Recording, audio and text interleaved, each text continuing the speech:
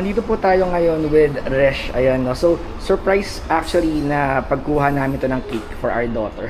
Kasi on her 10th birthday. So, ayan naman po. Tingnan nyo naman. Ang ganda ng pagkakagawa ng cake. Later on, papakita ko po sa inyo yung actual na close-up.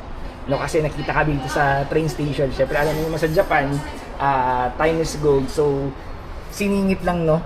So, thank you talaga, Resh, for meeting up today.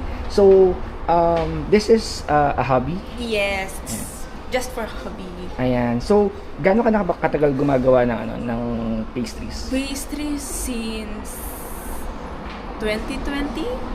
So mga 5 years, mga Yeah. 5 years na rin. Ayan. So, ito talaga yung pinaka forte mo. No? So, Yeah. normally More on mga if they would like to reach out para magpagawa, paano ka ba nila mako-contact? Through my Facebook, Resh Zel. Just PM.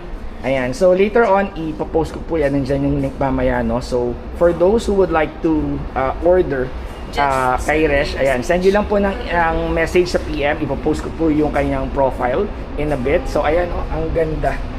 Ayan, no. Ang ganda po. Later on, magpakita ko ng close-up ng video.